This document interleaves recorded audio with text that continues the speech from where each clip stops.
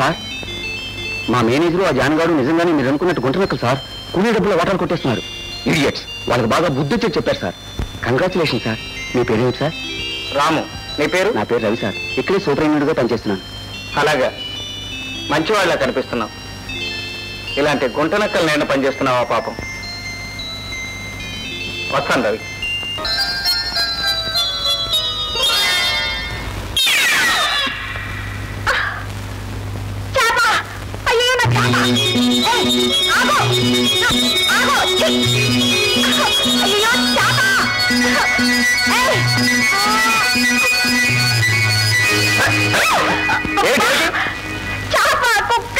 కుక్క ఏమిటి? అయ్యో నా చాప.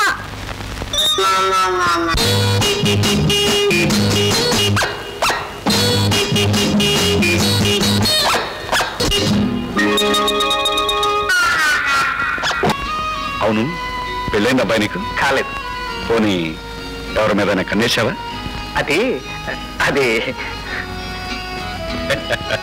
సిగ్గుపడతావు ఎందుకయ్యా? చెప్పు. అవసరమైతే నేను నీకు సాయం చేస్తానుగా. నా కోడలు నేనే తెచ్చుకుంటాను. చెప్పు, ఎవరా అమ్మాయి?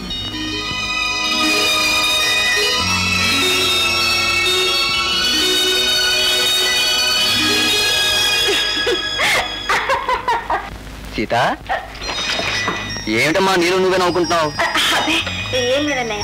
ఏమీ లేదంటావేంట మా నీళ్ళు నువ్వే నవ్వుకుంటూ? నవ్వుకోవట్లేదన్నయ్య, బాధపడుతున్నాను. నిన్ను వదిలి నేను వెళ్ళిపోతే నువ్వు ఒంటరిగా ఎలా ఉండగలవా అని. నన్ను వదిలి నువ్వు ఎక్కడ వెళ్తావమ్మా? అదే అది అది అదే ఇంకో ఇంటికి వెళ్ళాలిగా. ఏ ఇల్లు బాగోలేదా? అలాగే వెళ్దాం ఇంకో ఇంటికి. అబ్బా అది కాదన్నయ్య, మరి ఆడపిల్లన్నాక ఎప్పుడో ఒకప్పుడు వేరే ఇంటికి మారాలి. ఇంకో ఇంటికి ఎందుకు? అంటే నువ్వు అనేది ఇప్పుడు అర్థమైంది.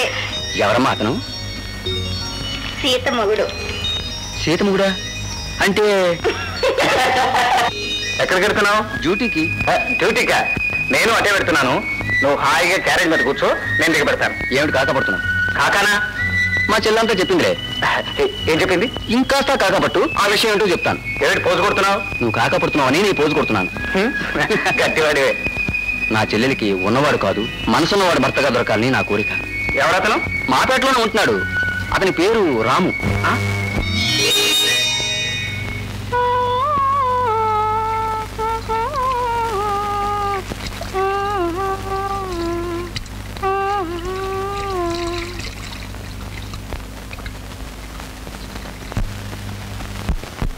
ఎవరు? నేనమ్మా, పక్కింటి పొల్లమ్మని. 4 కుంకుడుగాయలు అప్పు తీసుకెళ్దామని. పిన్ని.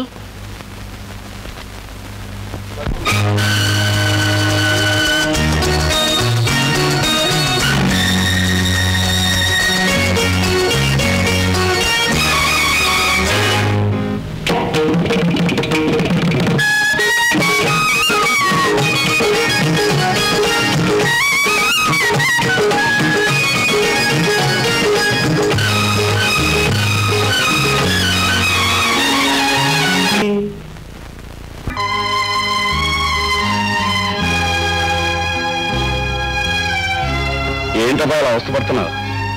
అది అది ఏం లేదు బాబాయ్. దాస్తావెందుకు చెప్పే. సీతమ్మ గుర్తొస్తుందా? అవును బాబాయ్, వాళ్ళ ఊరు వచ్చి సీతలను చూడకుండా ఉండలేకపోతున్నాను. జబ్బు బాగా ముదిరిపోయింది అనమాట. సరే ఏం చేస్తాం? 9 ఏళ్ళు వచ్చాయి. 5 నిమిషాలు ఎప్పుడు వస్తున్నా? 5 నిమిషాలు ఎందుకు బాబాయ్? అరగంటలో వచ్చేస్తాను. అది కుర్రాడంటే. ఏమిటది? 5 నిమిషాలు ఎందుకు? అరగంటలో వస్తానాడా? కొట్టావు అబ్బాయి, ఇక్కడ కొట్టావు నన్ను దెబ్బ.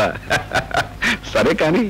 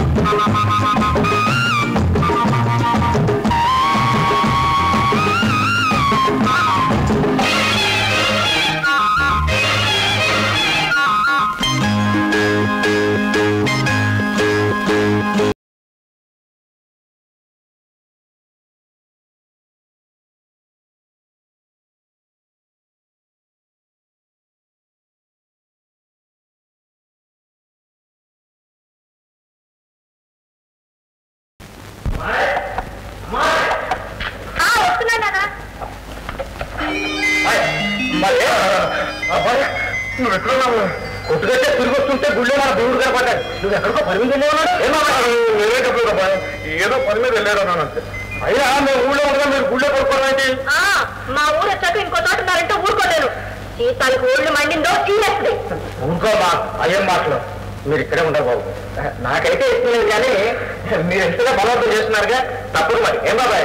తప్పుడు మరి ఏం చేస్తాం, గుళ్ళోనే ఉందాం. ఏమిటమ్మా కంగారు పడిపోతాం? మళ్ళీ రేపు ఉంటాం. ఏం చేస్తాం, వీళ్ళు ఇంతగా అడుగుతున్నారు కదా, ఇక్కడే ఉంటాం బాబాయ్. అలారా దానికి